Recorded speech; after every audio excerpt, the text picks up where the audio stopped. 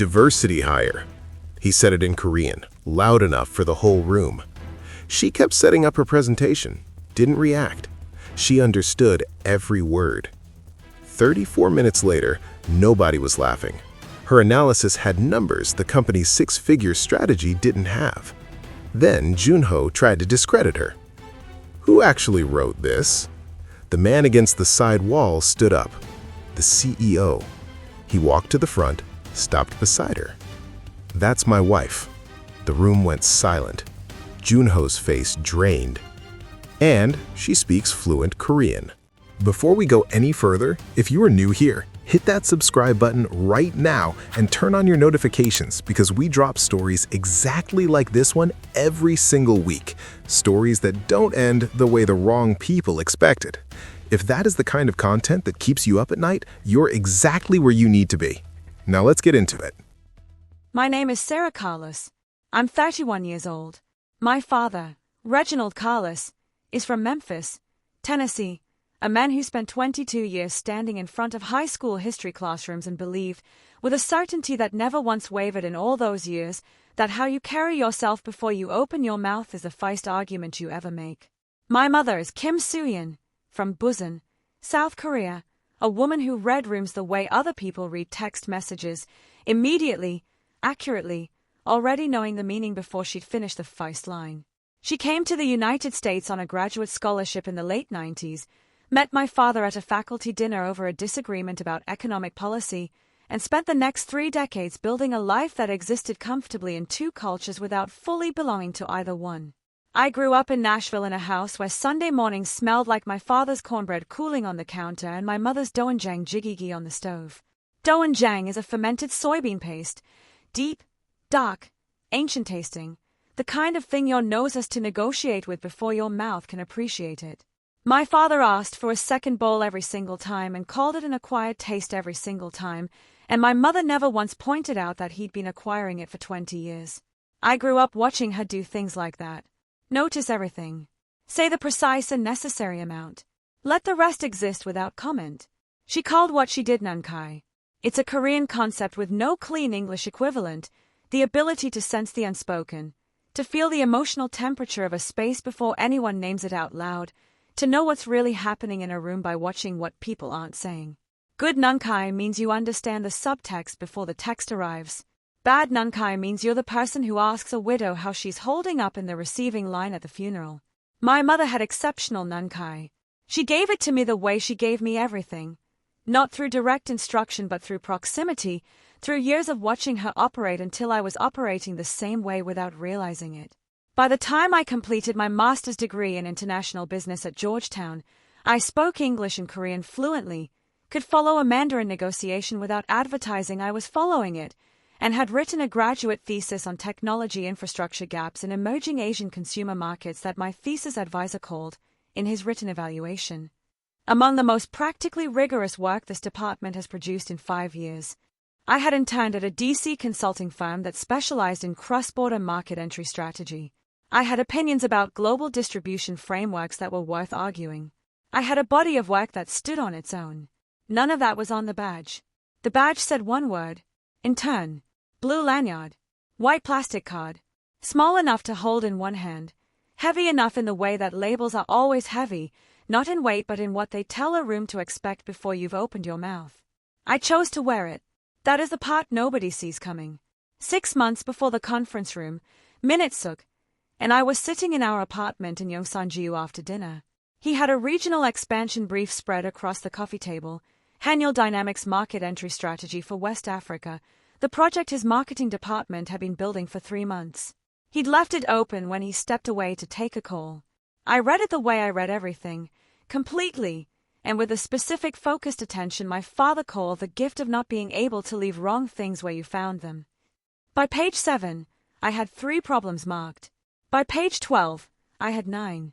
The entire market entry model was constructed on data sets that were 2 years out of date, assumptions borrowed wholesale from Southeast Asian market entries that didn't transfer to the geography being described, and a distribution framework that had no relationship to how goods and services actually moved in the target region.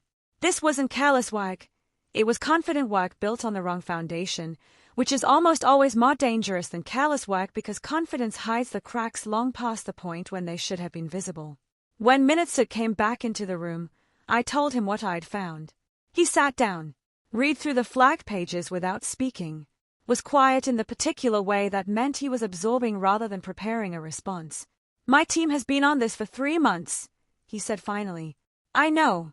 Some of the research is genuinely strong. The framework it's been built into is wrong. He looked at me steadily. What would you do with it? Let me fix it properly. As a consultant, I can bring you in through. No. I held his gaze. As an intern. The quiet that followed was the kind that means someone is taking an idea seriously rather than waiting to dismiss it. Minutsu does this. He processes fully before he responds, which in a boardroom reads as authority and in a marriage reads as the particular patience of someone who respects you enough to actually think about what you've said. You want to go in at the ground level, he said. I want to know what this company looks like from the ground level. I want to know whether the work stands without a name attached to it. Not your name. Not our relationship. Just the work by itself in a room full of people who have no reason to give it any benefit of the doubt. I looked at him. I need to know that. He understood. He didn't entirely like it, which was fine. Understanding and liking are different requirements.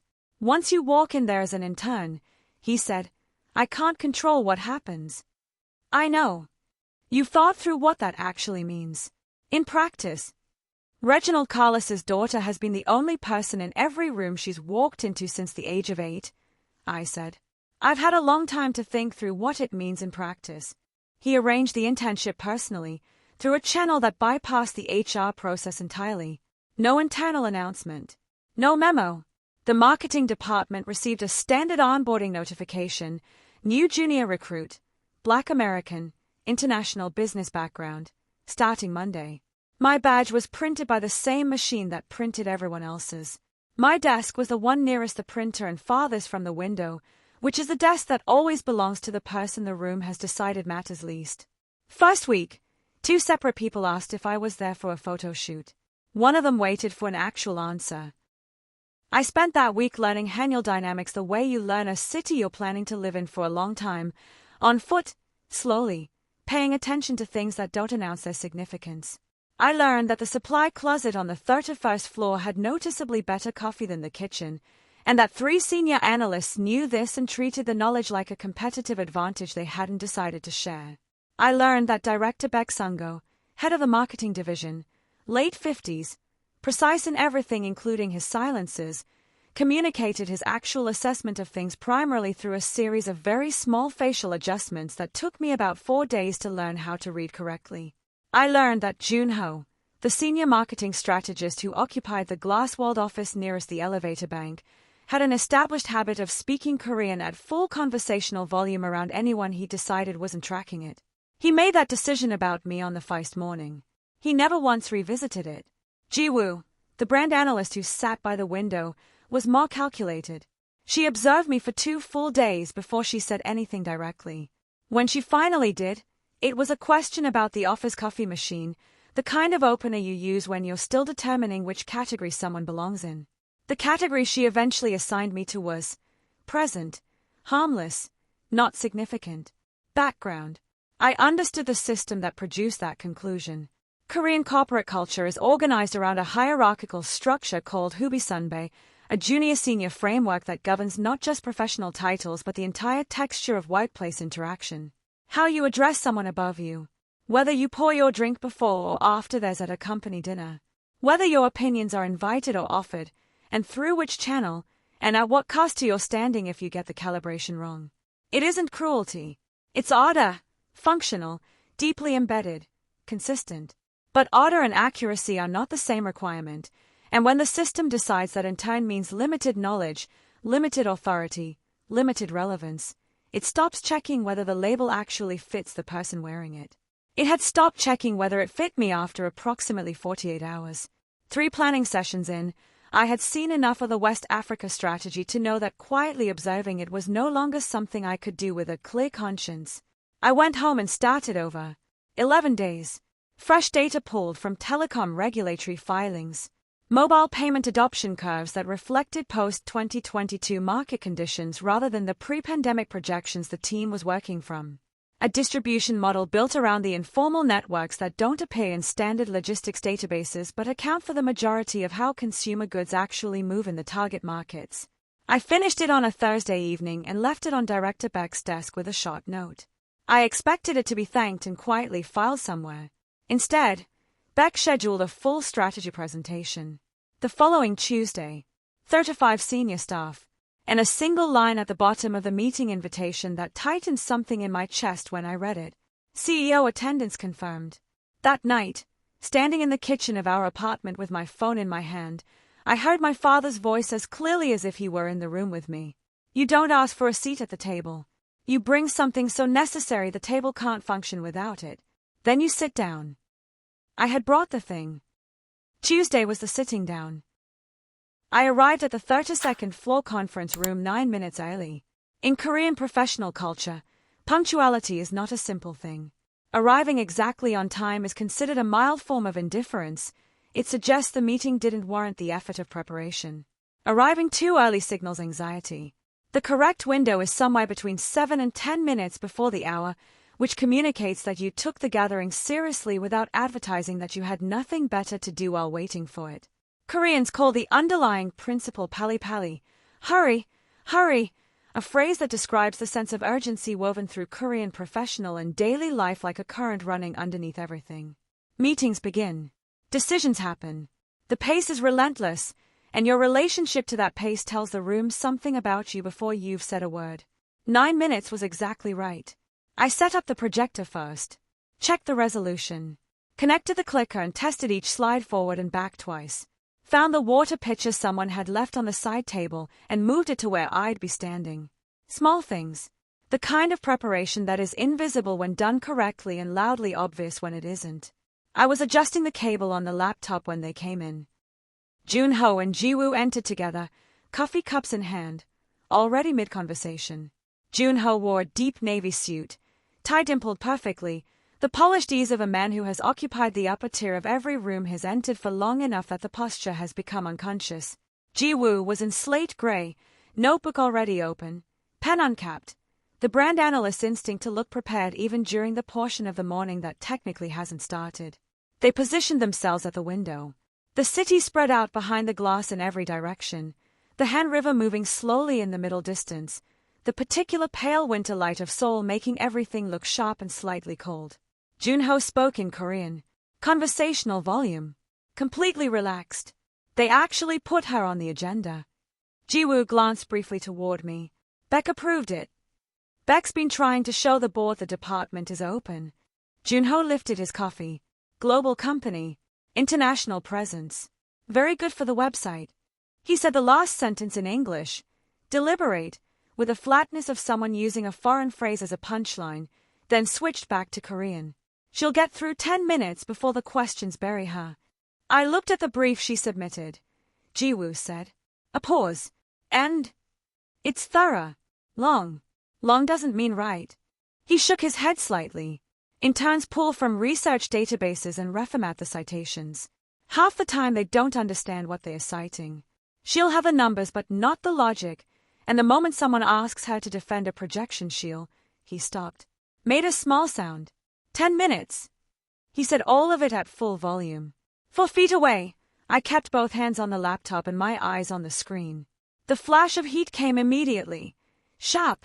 Specific. Landing behind the sternum before I'd consciously processed the words. For full seconds of it. Then my father's voice moved through it like it always does, patient and unhurried. When people underestimate you, they give you time. They look the wrong direction while you do the work. Let them look. I clicked to the 3rd slide. Adjusted the angle of the projector. Let them look. The room filled in over the next 7 minutes. Department heads took the seats closest to Director Beck's position at the head of the table. Senior analysts arranged themselves in the middle rows with the practiced efficiency of people who have attended enough of these meetings to know exactly which seat gives them the best sight lines without placing them in the direct eye line of whoever is about to be uncomfortable. 2 junior staffers occupied the back row and opened laptops before anyone had called the meeting to order. Junho chose a seat 3 chairs from Beck, Close enough to signal proximity to authority, far enough to maintain distance if something went wrong. Jiwoo settled beside him, notebook flat on the table. He picked up the printed brief I'd placed at each seat. Leafed through 3 pages with the casual speed of someone who has already decided what they think and is checking the document more out of form than function. Set it back down on the table. "You made this yourself," he said toward me. I looked up from the laptop. "Yes." The whole thing. The whole thing." He nodded in the way that isn't really a nod. It's the performance of one, the physical gesture emptied of its actual meaning and refilled with something else entirely. Jiwoo leaned close to him and said something too quiet for me to catch from that distance. The corner of Junho's mouth moved. Not a smile. The beginning of one that decided not to complete itself. Director Beck walked in at 6 minutes past the hour. No acknowledgement of a time. Nobody in the room would give one. Beck was the kind of professional who had survived multiple corporate restructurings by being consistently correct about things before they became obvious and saying nothing about it afterward. He looked at the agenda in front of him, looked at me, and gave one brief nod. Not warm. Not hostile. A nod that said, "The room is yours when you're ready." Then the door opened in a way that was physically identical to every other time it had opened that morning. Same mechanism, same sound, and yet completely different in what it did to the room. Every phone disappeared from the table in the span of about 4 seconds. Postures straightened by a fraction that was small enough to be deniable and large enough to be unmistakable. 2 conversations finished themselves faster than they naturally would have. Minute-suk walked in wearing a charcoal jacket and no tie. The tie matters. In Korean professional culture, formal dress at a meeting is a form of respect, a signal that you recognize the gathering's significance and are presenting the official version of yourself within it. A CEO arriving without a tie, at a departmental strategy meeting, sends a specific message. I am here to observe. This meeting belongs to someone else. I am watching, not presiding. The room understood the message and became more alert because of it, not less. An observer with that much authority in the chair is considerably more significant than a chairman running the meeting. He took a seat against the side wall, not the head of the table, not near back, the side wall, in an unoccupied chair, which positioned him as an audience member in the room he technically owned. Director Beck half rose from his seat. Minute-suk raised one hand slightly, barely a gesture, more a suggestion of one, and Beck sat back down. I did not look at Minute-suk. The agreement was exact and had been negotiated clearly, at Haniel Dynamics. I wore the badge with Intern printed on it. He was the CEO. Our apartment in Yongsan-jiu. The specific way he made my coffee every morning without ever being asked to remember how I took it. The sound of his breathing when he was working through something difficult versus when he had already resolved it. None of it existed inside this building. I had asked for this condition. I had been deliberate and specific about it. The difficulty of actually living inside that condition, standing 9 feet from him while the room arranged itself around the premise that I was the lowest-ranking person in it, was something I had prepared for and was not prepared for simultaneously. I looked at the first slide instead. Junho picked up the printed brief again. Got to page 4 this time before setting it back down. The gesture said, "I've seen enough to confirm what I already thought." "Whenever you're ready," Director Beck said. 35 people arranged their attention toward the front of the room. I have stood in enough rooms that weren't expecting me to know that the first 10 seconds of their attention are the whole argument. Not the content, the presence, how you hold yourself inside their assessment before a single piece of evidence has been offered. Rush through it and the room decides you're uncertain. Apologize through it and the room decides you've already conceded. Stand inside it without filling it with noise, and the room has to make a different calculation from the one it arrived with. I stood in it. Then I began. "Good morning. My name is Sarah Carlos." I looked at the room. What I'm about to present will require setting aside the current draft framework completely, and I want to explain why before I show you what replaces it. Junho looked up from the table. The room adjusted. "The draft your team produced isn't wrong because the research is careless," I said. "It's wrong because the research is accurate about the wrong market entirely.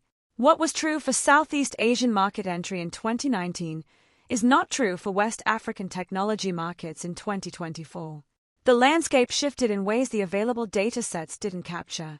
What I'm showing you today does." I clicked to the first slide. and everything that Junho had predicted about the next 10 minutes began coming apart at the seams. The first slide was a map. Not decorative, working. Mobile network coverage across the West African region, color-coded by generation. Pale yellow bleeding across the rural corridors that were still running on 2G infrastructure. Deep orange concentrated around the urban commercial centers where 4G had taken hold.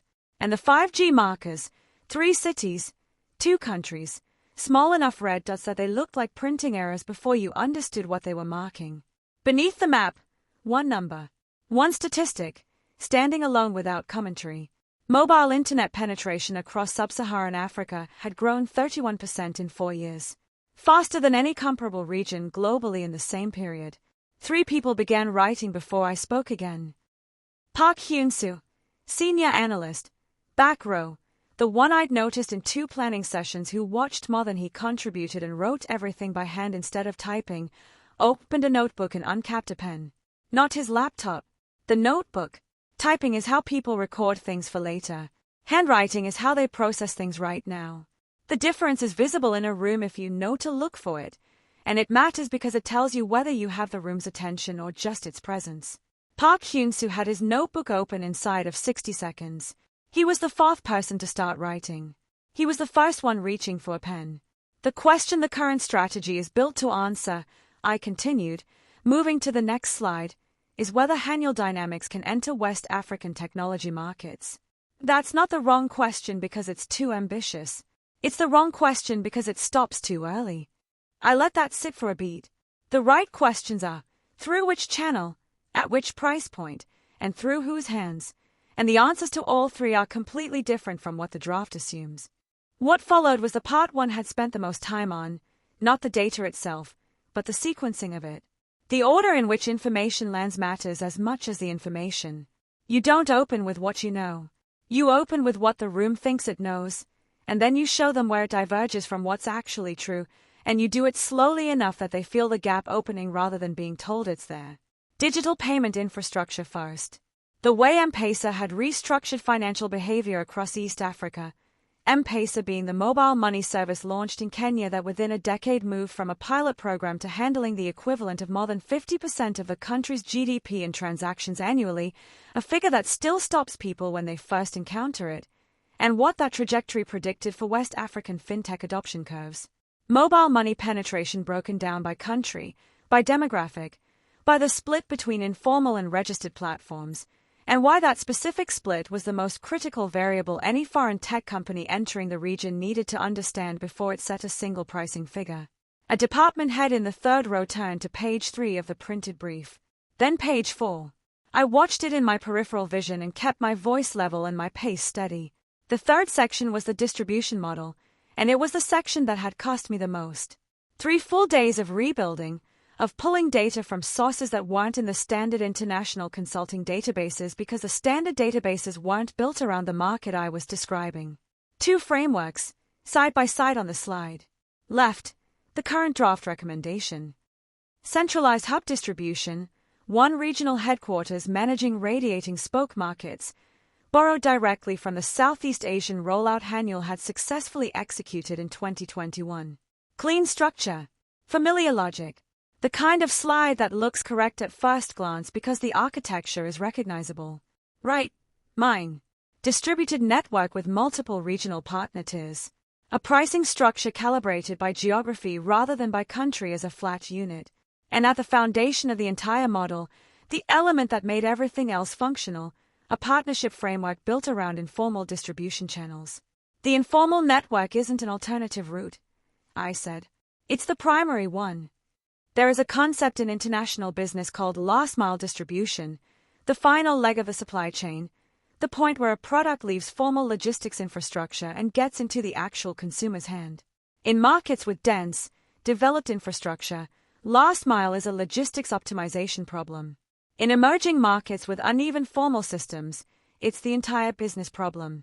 Companies spend years and serious capital building toward a consumer base that informal networks have been serving efficiently for decades, and the failure isn't in the product. It's a never understanding how the ecosystem actually moved before arriving in it. The current annual draft had no last-mile strategy anyway in its 112 pages. Mine had 4 pages on it.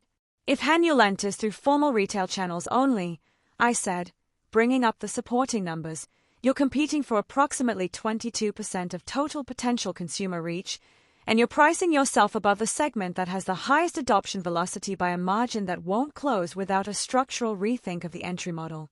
I pulled up the projection comparison. Build the informal network partnership into the entry strategy from the beginning, and the specific partnership models are outlined in Section 4, and the total addressable market is 3 times the current projection. Not with optimistic assumptions, with conservative ones. Director Beck turned to Section 4. He did it before I referenced it. That moment, the director moving to the page I was about to cite because he was already ahead of me, already checking rather than waiting, was the real turn. Not the reveal scene. Not the 4 words. This one. Because a director who is checking ahead has stopped assessing whether the presentation is worth his time and has started using it as a working document, which means the question of credibility has already been answered. I kept going. The room had rearranged itself in the way that rooms do when something unexpected is happening and nobody wants to be caught reacting too visibly. Chairs that had been tilted back slightly were now upright. The low ambient noise of passive attendance, the small adjustments and quiet movements of people sitting through something they're waiting to finish, had been replaced by the specific sounds of active engagement. Pens moving, keyboards clicking, the murmur of one analyst leaning toward the person beside them to check a figure. Junho had stopped performing disinterest because the performance had begun costing more effort than he was willing to allocate. His arms, which had been folded for the first 8 minutes of the presentation, were now on the table. The printed brief was open in front of him. He was on page 7. Jiwoo had her finger on a line of text in the brief and her eyes moving between the page and the slide, checking sources the way someone checks sources when they are genuinely trying to verify rather than looking for a place to object. Regulatory environments. Which countries in the target region had frameworks that created friction for foreign technology companies, and which ones had actively built incentive structures for partnerships, and why understanding the difference before committing to a market sequence could save 18 months and a material amount of capital. Consumer demographic analysis, specifically the segment that existing products were underserving, and why Haniel's core product offering addressed that gap precisely, but only if the pricing and channel strategy reflected the actual purchasing patterns of that demographic rather than the patterns the team had imported from a different continent's market data. Currency risk and the hedging model. 4 pages in Section 5, laid out in a framework I'd borrowed from cross-border market entry analysis I'd done during my consulting internship and rebuilt entirely for this context. 34 minutes. When I stopped, the room held its quiet for several seconds. Not the polite pause of an audience waiting to be dismissed. The specific silence of a room full of professionals processing something they hadn't expected to need to process, recalibrating, locating the implications, understanding what the analysis in front of them meant for the draft strategy they'd been working inside of for 3 months. Then Junho leaned forward. He waited until the silence had settled.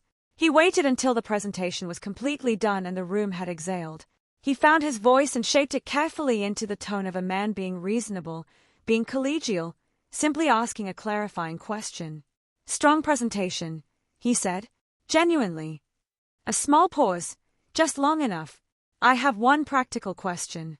He looked at me directly across the table. Where does an intern develop this level of regional expertise?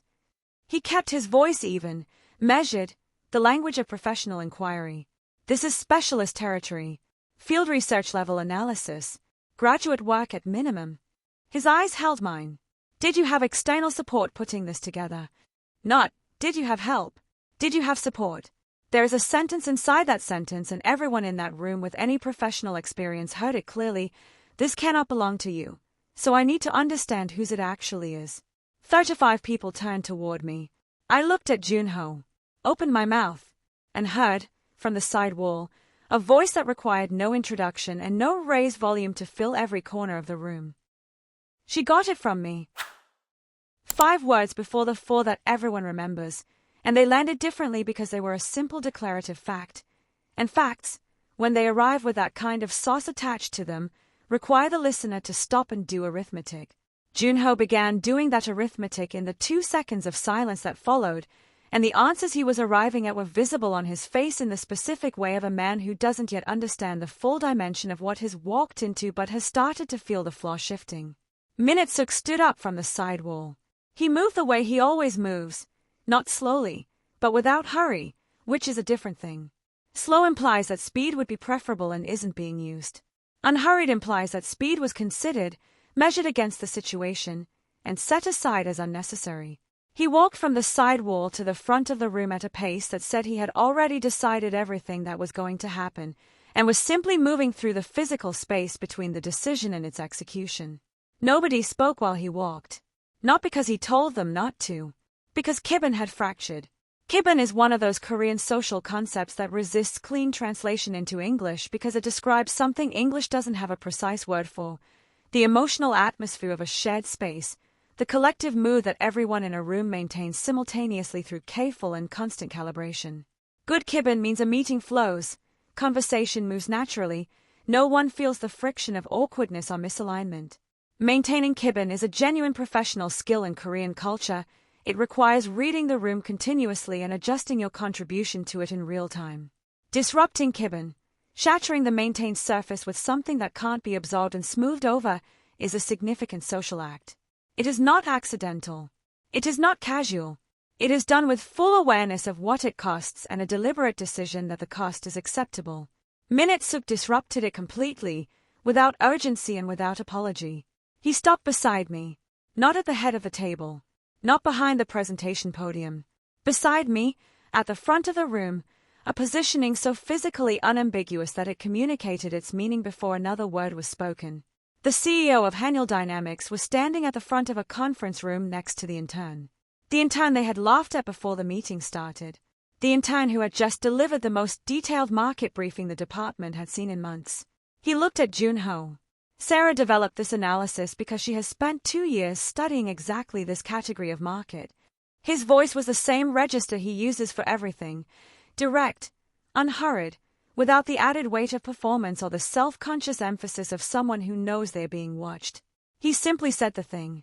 She identified the structural problems in your team's draft independently, without being asked to, because she saw that it needed to be done.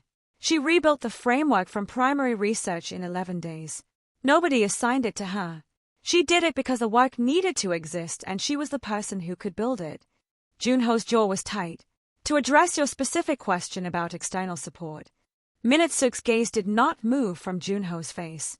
The only support Sarah had in producing this analysis was the education, experience, and professional capability she walked into this building with. He let that sentence complete itself in the room's air without adding anything to it. Then he turned to face the full room. 35 people who had arrived that morning with a settled understanding of who was in which category and what each category meant. 35 people who were now sitting inside the collapse of that understanding and trying to locate the new floor. 4 months ago, Minute-suk said, Sarah asked to complete an internship with this company without any identification of who she is or what her relationship to this company is. She wanted to understand what Hanyul Dynamics looks like from the ground level. Not from the executive floor. Not from the director's seat. From the desk nearest the printer on 31. Someone near the back of the room shifted in their chair. The sound was very small and very loud at the same time. What that experience revealed, he continued, and his voice remained exactly level throughout, not rising to underscore the point but landing it cleanly without emphasis, is that some people in this building are considerably more comfortable dismissing someone they haven't assessed than listening to someone they haven't met. That judgment was made about Sarah within the first 48 hours of her arrival, and it was made without a single piece of evidence to support it. Junho was looking at the table. Jiwoo was looking at her notebook, pen held in her hand without purpose, not writing anything. The woman near the window, senior brand manager, name I still hadn't learned, was looking at Junho with an expression that had nothing diplomatic left in it. She had her own history of being in rooms that had made that particular judgment too quickly, and the expression said she was recalling all of it with a specificity that the current moment had freshly activated. Then Minute-suk said the 4 words. Quiet, matter-of-fact, placed into the silence the way you set a key into a lock, not dramatically, not with ceremony, just accurately. That's my wife. 3 seconds. Just 3 seconds where the room did not move, did not breathe, did not make any sound at all. Not because the words were unclear, everyone heard them exactly. Because the meaning required each person in that room to dismantle the morning from the beginning and rebuild it with this information at the foundation, and rebuilding takes longer than building because you have to clear the wreckage first. Junho's mouth opened and closed without producing a sound. Jiwoo turned toward Minute-suk, then toward me, then back toward Minute-suk, and in the arc of that movement her face cycled through confusion, disbelief, and the specific expression of someone doing the math on every interaction they'd had with me since I arrived and arriving at numbers they weren't prepared for. Park Hyun-soo in the back row set his pen down flat on the closed notebook. He didn't pick it up again. A junior analyst near the door looked at Junho with the careful blankness of someone very junior in a room witnessing something they've understood they should not visibly react to. Director Beck said nothing. He looked at the printed brief in front of him. He turned to page 8, the implementation timeline section, and picked up his pen and began reading. This was Beck's version of acknowledgement. Not to me, not to the room, but to the work itself, recognizing it for what it was by turning toward it. I looked at the conference table. Not from shame, not from a desire to disappear. I looked at it because I already knew everything that was happening in that room, and I didn't need to watch the surface of it to follow it. I had been reading rooms since before I had a name for the skill. I could feel the reconstruction happening in the air around me. 35 separate recalibrations running simultaneously, each person locating the moments that morning where their assumptions had been loudest and most comfortable, understanding now what each of those moments looked like from where I had been standing. Minute-suk turned to Director Beck. The analysis Sarah presented replaces the current draft as the foundation of the international expansion strategy. Implementation planning begins by end of month. Sarah leads the regional division from this point forward. Beck nodded. Clean and immediate. Minute-suk looked at me then. Not long. The specific look of someone in a crowded room finding a way to say something private in a public space, brief, direct, containing more than its surface. Well done, he said. 2 words. Correct for the setting. Professional. Appropriate. And in the context of everything that had preceded them, the 4 months, the lanyard, the photo shoot questions, the 11 evenings at the kitchen table, the careful professional language Junho had used to imply that work this precise could not possibly belong to me, those 2 words were the entire sentence. The meeting continued because meetings do. Because the professional world allows approximately 90 seconds for the ground to shift before it expects everyone to function again. Director Beck asked 3 questions about the distribution model. I answered all 3. A senior analyst raised regulatory compliance concerns for 2 specific countries. I pulled the supporting data. A department head flagged currency risk in the pricing structure. I walked the room through the hedging model in Section 5. The meeting ran 41 minutes over the scheduled end time. Nobody left early. The room emptied in 4 minutes. People gathered their things with a particular careful quietness, the restrained movement of professionals who have just been required to revise a story they told themselves about a room and who haven't yet determined what the revised version says. Conversations didn't restart at the door. People moved through it and into the hallway in a focused silence that was unlike the loose, transitional noise of a meeting breaking normally. Minute-suk stayed behind. When the last person cleared the doorway, he crossed the room to where I was standing at the laptop, closing the presentation file. The projector hummed. Outside the glass wall, the Han River moved through the city the same way it had been moving all morning, indifferent to everything that had happened on the 32nd floor. "How are you?" he said. "Not. I told you. Not. Was it worth it? Not yet. Just that question first, the one that means he actually wants to know." "Tired," I said. "And fine. Both are true at the same time." He picked up a copy of the printed brief from the nearest chair and looked at the cover for a moment. "The last mile section. What about it?" "It's the best regional market analysis I've read in 2 years." He turned a page. "And I'm in a position that requires me to read a considerable amount of regional market analysis. You've read that section before. At the kitchen table. I read it differently and hey." He looked at the room, the chairs still displaced from where people had shifted during the presentation, the whiteboard with Beck's follow-up notes still visible in the corner. In here it had to hold its ground in front of people who had already decided it wasn't real. That's a different thing from reading it at home. He was right. There is a version of good work that exists at a kitchen table at 11 at night, and there is what that same work becomes when it survives a room that spent 40 minutes actively doubting it. The content doesn't change. Something else does. It carries something afterward that it didn't have before, something that only gets built by being tested. I started collecting materials into my bag. Junho will apologize, he said. You don't know that for certain. I know him well enough. He set the brief back on the table. Jiwoo won't. She'll come to you with a technical question about the work. Something specific from the analysis. She'll use the work as the bridge instead of addressing what happened directly. I considered this. What does that tell you about them? He was quiet for a moment. That people are complicated, and that how someone chooses to repair something tells you considerably more about them than the fact that they chose to repair it at all. I took the badge off. I'd been wearing it since 7:15 that morning. 11 days of building at the kitchen table. 4 months of the printer desk on 31. Photo shoot questions and deliberate slow Korean from people who assumed I needed it, and the morning my name had been quietly removed from a briefing distribution list because the intern didn't need the full documents. All of it had been under this badge. I held it, the blue lanyard, the white card, the single capital word, and set it on the conference table. Minute-suk watched me without speaking. Keeping it? He asked eventually. Deciding, I said. Junho found me 40 minutes later at the intern desk on 31. I was typing up a summary of the implementation questions raised in the meeting when he appeared at the edge of the workspace.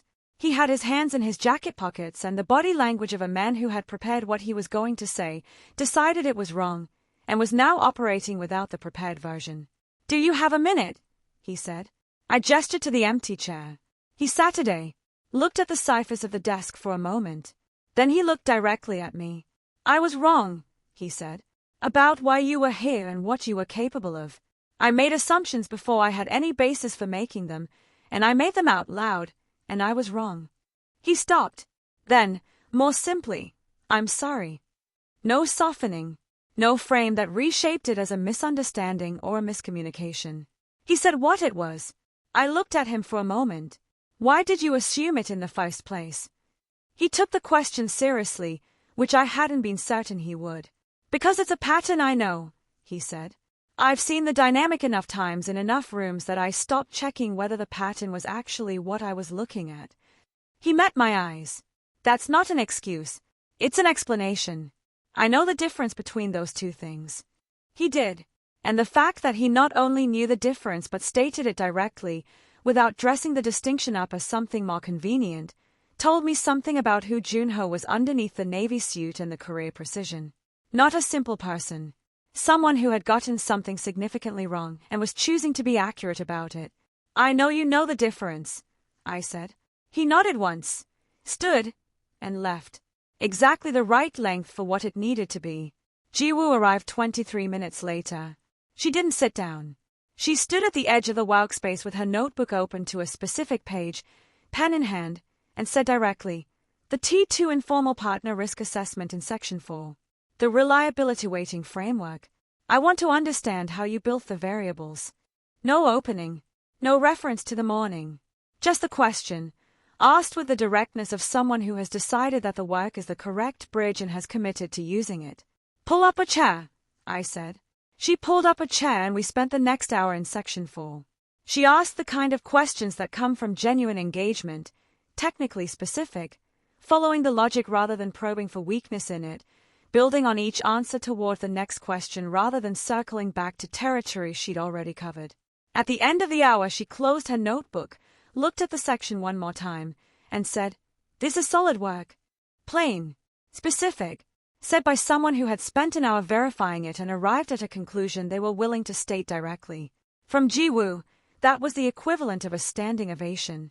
I have replayed the chain of that morning many times since it happened, and the thing that stays with me is not the reveal. It's the sequence. How each link in it looked ordinary when it formed. I chose to intern anonymously.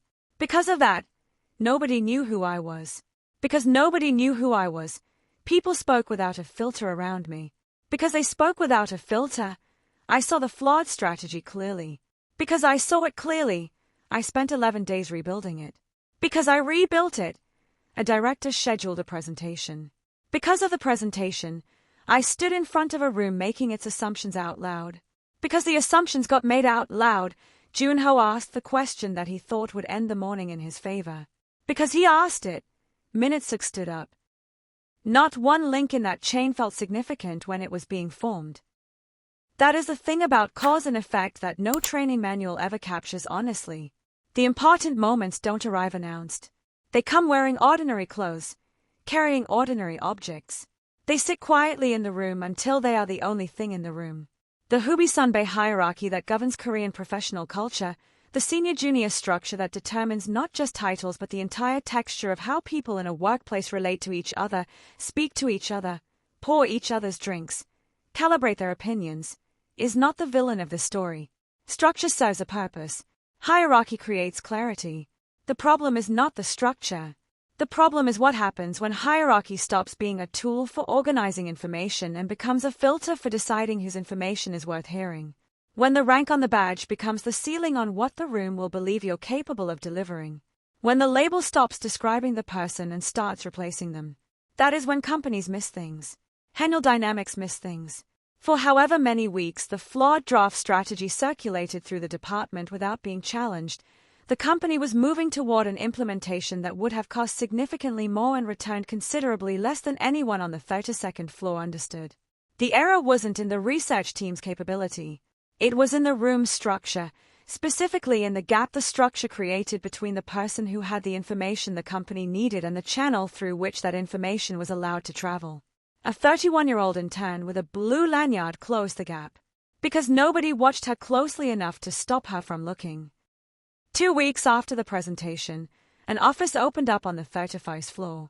Not the executive side. My window faced the city itself rather than the river. Seoul in every direction, dense and purposeful.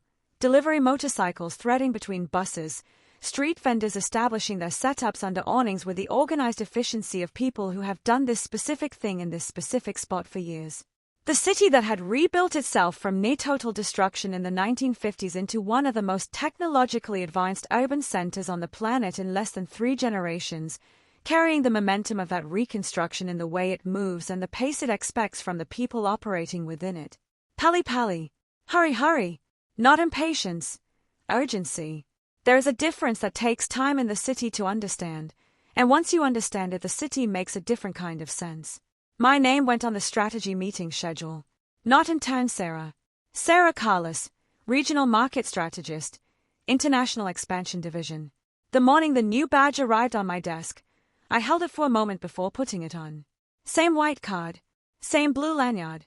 The color scheme unchanged from the one I'd worn for 4 months. Different word where intern used to be. I put it on. I went to work. There is a last thing. Several weeks after the dust settled, Minutesuk and I were at the kitchen table in Yongsan-jiu on a quiet weeknight evening. Doenjang jigigi on the stove because it had been a long stretch of days and long stretches call for certain things. He was reading. I was updating the implementation timeline on my laptop.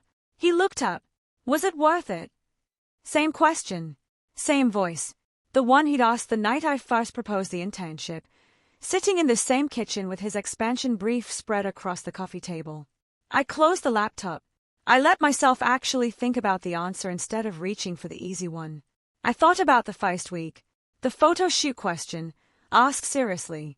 The deliberate, simplified Korean from colleagues who assumed I needed the slower version of a language my mother had spoken to me since I was born.